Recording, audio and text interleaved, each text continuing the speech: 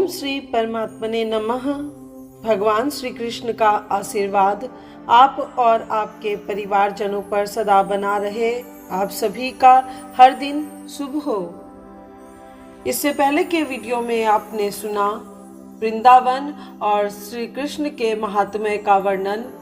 आज के वीडियो में आप सुनेंगे पद्म पुराण के पाताल खंड के अध्याय 133 को, जिसमें श्री राधा कृष्ण और उनके पार्षदों का वर्णन तथा नारद जी के द्वारा व्रज में अवतीर्ण श्री कृष्ण और राधा के दर्शन की कथा का वर्णन किया गया है। यदि आप आज पहली बार मेरे चैनल पर पद्म पुराण की कथा सुन रहे हैं तो आप सभी से विनम्र निवेदन है कि इससे पहले के भी सभी अध्याय जरूर सुनिएगा। अगर आपने स्पिरिचुअल जर्नी चैनल को अब तक सब्सक्राइब नहीं किया है तो शायद ये वीडियो आपको समय पर न मिल सके, जिसमें पद्म पुराण की कथाओं को आपके समक्ष बिना किसी शब्द या वाक्य में परिवर्तन किए बिना वैसे ही सुनाया जा रहा है जैसा कि संक्षिप्त पद्म पुराण में प्रकाशित किया गया है। इसलिए इन पावन और पवित्र कथाओं को सुनने का सुअवसर प्राप्त करने हेतु चैनल को सब्सक्राइब करें। आइए आप सभी मेरे साथ अपनी आध्यात्मिक प्रगति का मार्ग प्रशस्त कीजिए। पार्वती बोली, दयानिधे, अब भगवान श्री कृष्ण के जो पार्षद हैं उनका वर्णन सुनने की इच्छा हो रही है, अतः बतलाइए। महादेव जी ने कहा, देवी, भगवान श्री कृष्ण श्री राधा के साथ सुवर्णमय सिंहासन पर विराजमान हैं। उनका रूप और लावण्य वैसा ही है जैसा कि पहले बताया गया है। वे दिव्य वस्त्र, दिव्य आभूषण और दिव्य हार से विभूषित हैं। उनकी त्रिभंगी छवि बड़ी मनोहर जान पड़ती है। उनका स्वरूप अत्यंत स्निग्ध है। वे गोपियों के आंख के तारे हैं। उपर्युक्त सिंहासन से पृथक एक योग पीठ है, वह भी सोने के सिंहासन से आवृत है। उसके ऊपर ललिता आदि प्रधान प्रधान सखियां, जो श्री कृष्ण को बहुत ही प्रिय हैं, विराजमान होती हैं। उनका प्रत्येक अंग भगवन मिलन की उत्कंठा तथा रसावेश से युक्त होता है। ये ललिता आदि सखियां प्रकृति की अंशभूता हैं। श्री राधिका ही इनकी मूल प्रकृति है। श्री राधा और श्री कृष्ण पश्चिमाभिमुख विराजमान हैं। उनकी पश्चिम दिशा में ललिता देवी विद्यमान हैं। वायव्य कोण में श्यामला नाम वाली सखी हैं। उत्तर में श्रीमती धन्या हैं। ईशान कोण में श्री हरिप्रिया जी विराज रही है। पूर्व में विशाखा, अग्नि कोण में सेव्या, दक्षिण में पद्मा तथा नैऋत्य कोण में भद्रा हैं। इसी क्रम से ये आठों सखियां योग पीठ पर विराजमान हैं। योग पीठ की कर्णिका में परम सुंदरी चंद्रावली की स्थिति है। वे भी श्री कृष्ण की प्रिया हैं। उपर्युक्त 8 सखियां श्री कृष्ण को प्रिय लगने वाली परम पवित्र 8 प्रधान प्रकृतियां हैं। वृंदावन की अधीश्वरी श्री राधा तथा चंद्रावली दोनों ही भगवान की प्रियतमा हैं। इन दोनों के आगे चलने वाली हजारों गोप कन्याएं हैं, जो गुण, लावण्य और सौंदर्य में एक समान हैं। उन सबके नेत्र विस्मयकारी गुणों से युक्त हैं। वे बड़ी मनोहर हैं। उनका वेश मन को मुग्ध कर लेने वाला है। वे सभी किशोर अवस्था अर्थात 15 वर्ष की उम्र वाली हैं। उन सब की कांति उज्जवल है। वे सब की सब श्याममय अमृत रस में निमग्न रहती हैं। उनके हृदय में श्री कृष्ण के ही भाव स्फुरित होते हैं। वे अपने कमलवत नेत्रों के द्वारा पूजित श्री कृष्ण के चरणारविंदों में अपना अपना चित्त समर्पित कर चुकी हैं। श्री राधा और चंद्रावली के दक्षिण भाग में श्रुति कन्याएं रहती हैं। वेद की श्रुतियां ही इन कन्याओं के रूप में प्रकट हुई हैं। इनकी संख्या सहस्त्र अयुत अर्थात 1 करोड़ है। इनकी मनोहर आकृति संसार को मोहित कर लेने वाली है। इनके हृदय में केवल श्री कृष्ण की लालसा है। ये नाना प्रकार के मधुर स्वर और आलाप आदि के द्वारा त्रिभुवन को मुग्ध करने की शक्ति रखती हैं तथा प्रेम से विहल होकर श्री कृष्ण के गूढ़ रहस्यों का गान किया करती हैं। इसी प्रकार श्री राधा आदि के वाम भाग में दिव्य वेश धारिणी देव कन्याएं रहती हैं, जो रसातिरेक के कारण अत्यंत उज्जवल प्रतीत होती हैं। वे भांति भांति की प्रणया चातुरी में निपुण तथा दिव्य भाव से परिपूर्ण हैं। उनका सौंदर्य चरम सीमा को पहुंचा हुआ है। वे कटाक्ष पूर्ण चितवन के कारण अत्यंत मनोहर जान पड़ती हैं। उनके मन में श्री कृष्ण के प्रति तनिक भी संकोच नहीं है। उनके अंगों का स्पर्श प्राप्त करने के लिए सदा उत्कंठित रहती हैं। उनका हृदय निरंतर श्री कृष्ण के ही चिंतन में मग्न रहता है। वे भगवान की ओर मंद मंद मुस्काती हुई तिरछी चितवन से निहारा करती हैं। तदनंतर मंदिर के बाहर गोपगण स्थित होते हैं। वे भगवान के प्रिय सखा हैं। उन सब के वेश, अवस्था, बल, पौरुष, गुण, कर्म तथा वस्त्राभूषण आदि एक समान हैं। वे एक समान स्वर से गाते हुए वेणु बजाया करते हैं। मंदिर के पश्चिम द्वार पर श्री दामा, उत्तर में वसुदामा, पूर्व में सुदामा तथा दक्षिण द्वार पर किंकड़ी का निवास है। उस स्थान से पृथक एक सुवर्णमय मंदिर के भीतर स्वर्ण वेदी बनी हुई है। उसके ऊपर सोने के आभूषणों से विभूषित स्वर्ण पीठ है, जिसके ऊपर अंशुभद्र आदि हजारों ग्वाल बाल विराजते हैं। वे सब के सब एक समान सिंह, वीणा, वेणु, बेत की छड़ी, किशोरा अवस्था, मनोहर वेश, सुंदर आकार तथा मधुर स्वर धारण करते हैं। वे भगवान के गुणों का चिंतन करते हुए उनका गान करते हैं तथा भगवत प्रेममय रस से विहल रहते हैं। ध्यान में स्थिर होने के कारण वे चित्र लिखित से जान पड़ते हैं। उनका रूप आश्चर्यजनक सौंदर्य से युक्त होता है। वे सदा आनंद के आंसू बहाया करते हैं। उनके संपूर्ण अंगों में रोमांच छाया रहता है तथा वे योगीश्वरों की भांति सदा विस्मय विमुग्ध रहते हैं। अपने थनों से दूध बहाने वाली असंख्य गौवें उन्हें घेरे रहती हैं।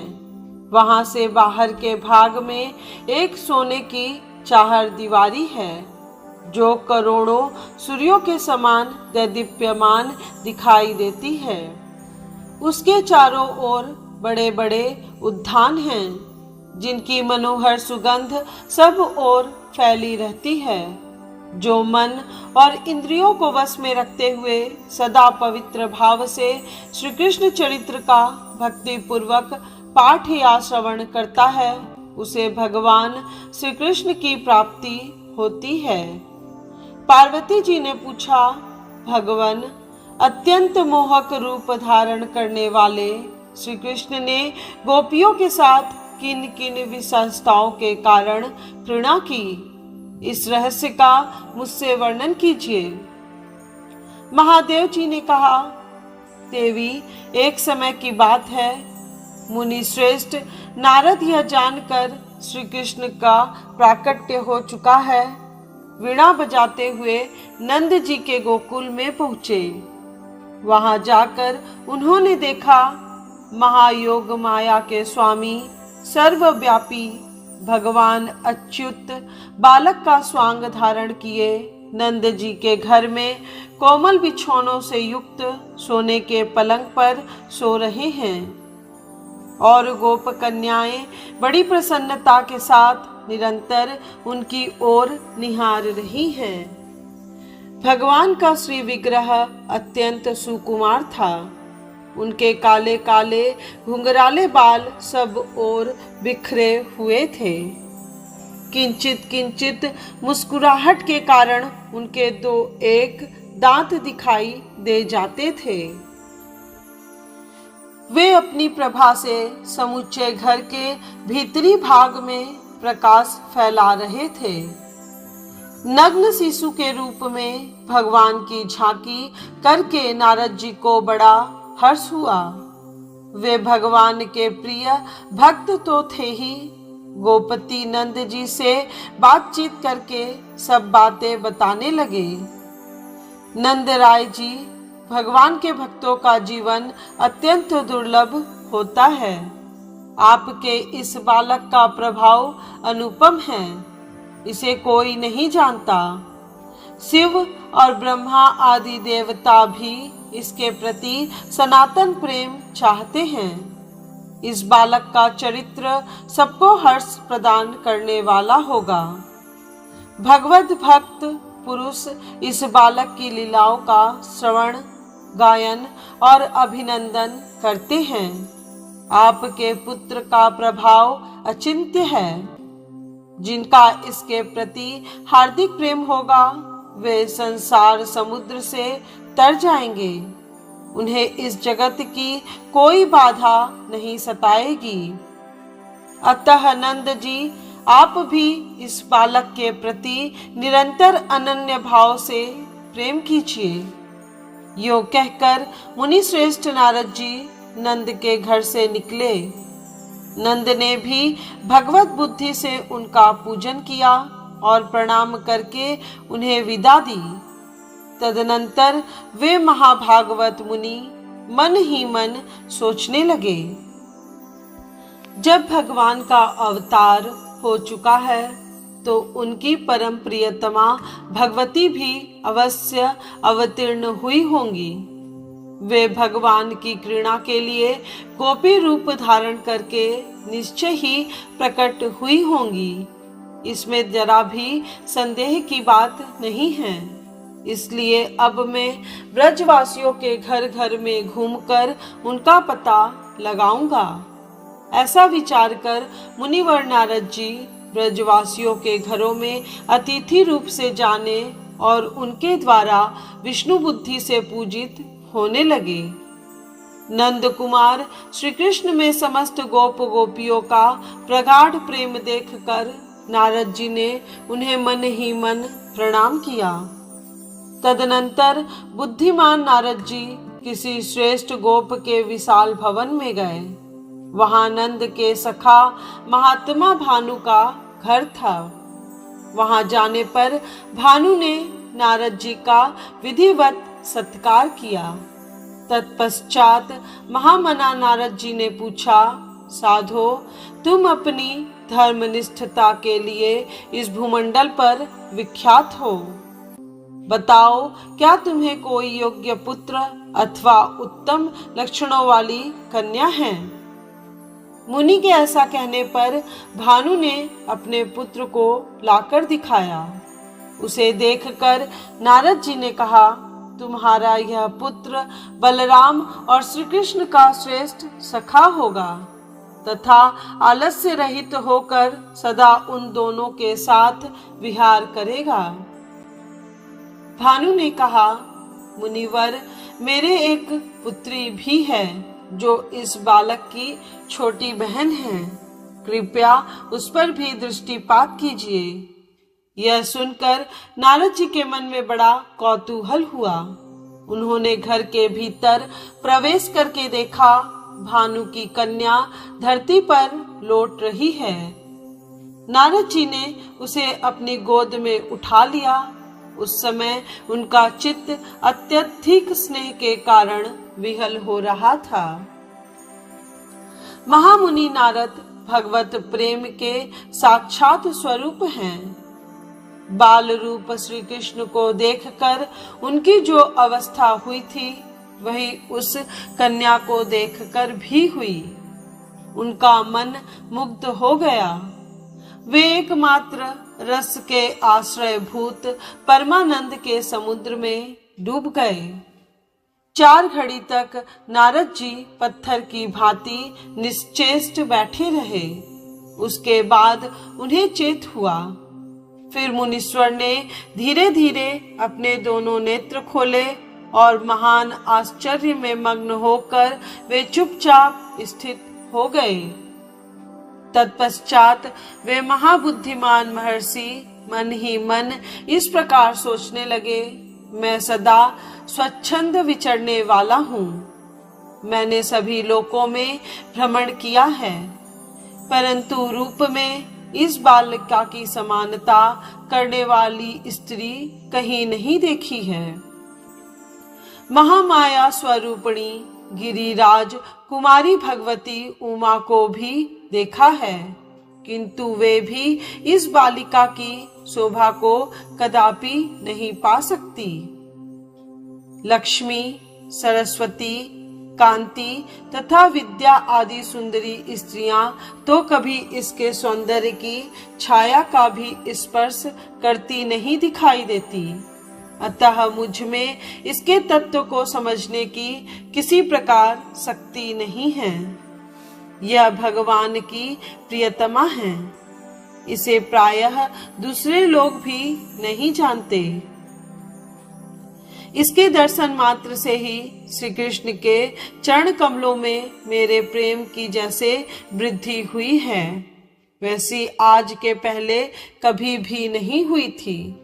अतः अब मैं एकांत में इस देवी की स्तुति करूंगा। इसका रूप श्री कृष्ण को अत्यंत आनंद प्रदान करने वाला होगा। ऐसा विचार कर मुनि ने गोप प्रवर भानु को कहीं भेज दिया और स्वयं एकांत में उस दिव्य रूप धारिणी बालिका की स्तुति करने लगे। देवी, तुम महायोगमयी हो, माया की अधीश्वरी हो। तुम्हारा तेज पुंज महान है। तुम्हारे दिव्यांग मन को अत्यंत मोहित करने वाले हैं। तुम महान माधुर्य की वर्षा करने वाली हो। तुम्हारा हृदय अत्यंत अद्भुत रसानुभूति जनित आनंद से शिथिल रहता है। मेरा कोई महान सौभाग्य था जिससे तुम मेरे नेत्रों के समक्ष प्रकट हुई हो। देवी, तुम्हारी दृष्टि सदा आंतरिक सुख में निमग्न दिखाई देती है। तुम भीतर ही भीतर किसी महान आनंद से परितृप्त जान पड़ती हो। तुम्हारा यह प्रसन्न, मधुर एवं शांत मुखमंडल तुम्हारे अंतःकरण में किसी परम आश्चर्य में आनंद के उद्रेक की सूचना दे रहा है। सृष्टि, स्थिति और संहार तुम्हारे ही स्वरूप हैं। तुम ही इनका अधिष्ठान हो। तुम ही विशुद्ध सत्वमयी हो तथा तुम ही पराविद्या रूपिणी उत्तम शक्ति हो। तुम्हारा वैभव आश्चर्यमय है। ब्रह्मा और रुद्र आदि के लिए भी तुम्हारे तत्व का बोध होना कठिन है। बड़े बड़े योगीश्वरों के ध्यान में भी तुम कभी नहीं आती। तुम ही सबकी अधीश्वरी हो। इच्छा शक्ति, ज्ञान शक्ति और क्रिया शक्ति ये सब तुम्हारे अंश मात्र हैं। ऐसी ही मेरी धारणा है। मेरी बुद्धि में यही बात आती है, माया से बालक रूप धारण करने वाले परमेश्वर महाविष्णु की जो मायामयी अचिंत्य विभूतियां हैं, वे सब तुम्हारी अंशभूता हैं। तुम आनंद रूपिणी शक्ति और सबकी ईश्वरी हो, इसमें जरा भी संदेह नहीं है। निश्चय ही भगवान श्री कृष्ण वृंदावन में तुम्हारे ही साथ क्रीड़ा करते हैं। कुमारावस्था में भी तुम अपने रूप से विश्व को मोहित करने की शक्ति रखती हो। तुम्हारा जो स्वरूप भगवान श्री कृष्ण को परम प्रिय है, मैं उसका दर्शन करना चाहता हूँ। महेश्वरी, मैं तुम्हारी शरण में आया हूँ, चरणों में पड़ा हूँ। मुझ पर दया करके इस समय अपना वह मनोहर रूप प्रकट करो, जिसे देखकर नंद नंदन श्री कृष्ण भी मोहित हो जाएंगे। यो कहकर देव ऋषि नारद जी श्री कृष्ण का ध्यान करते हुए इस प्रकार उनके गुणों का गान करने लगे। भक्तों के चित्त चुराने वाले श्री कृष्ण, तुम्हारी जय हो। वृंदावन के प्रेमी गोविंद, तुम्हारी जय हो। बाकी भाव के कारण अत्यंत सुंदर, वंशी बजाने में व्यग्र, मोर पंख का मुकुट धारण करने वाले गोपी मोहन, तुम्हारी जय हो, तुम्हारी जय हो। अपने श्री अंगों में कुमकुम लगाकर रत्न में आभूषण धारण करने वाले नंद नंदन, तुम्हारी जय हो, जय हो। अपने किशोर स्वरूप से प्रेमी जनों का मन मोहने वाले जगदीश्वर, वह दिन कब आएगा जबकि मैं तुम्हारी ही कृपा से तुम्हें अभिनव तरुणावस्था के कारण अंग अंग में मनोहरण शोभा धारण करने वाली इस दिव्य रूपा बालिका के साथ देखूंगा। नारद जी जब इस प्रकार कीर्तन कर रहे थे, उसी समय वह बालिका क्षण भर में अत्यंत मनोहर दिव्य रूप धारण करके पुनः उनके सामने प्रकट हुई। वह रूप 14 वर्ष की अवस्था के अनुरूप और सौंदर्य की चरम सीमा को पहुंचा हुआ था। तत्काल ही उसी के समान अवस्था वाली दूसरी व्रज बालाएं भी दिव्य वस्त्र, आभूषण और मालाओं से सुसज्जित हो वहां आ पहुंची तथा भानु कुमारी को सब ओर से घेर कर खड़ी हो गईं। मुनीश्वर नारद जी की स्तवन शक्ति ने जवाब दे दिया। वे आश्चर्य से मोहित हो गए। तब उन ब्रजवालाओं ने कृपा पूर्वक अपनी सखी का चरणोदक लेकर मुनि के ऊपर छीटा दिया। इस प्रकार जब वे होश में आए तो बालिकाओं ने कहा, मुनि श्रेष्ठ, तुम बड़े भाग्यशाली हो, महान योगेश्वरों के भी ईश्वर हो। तुम्ही ने परम भक्ति के साथ सर्वेश्वर भगवान श्री हरि की आराधना की है। भक्तों की इच्छा पूर्ण करने वाले भगवान की उपासना वास्तव में तुम्हारे ही द्वारा हुई है।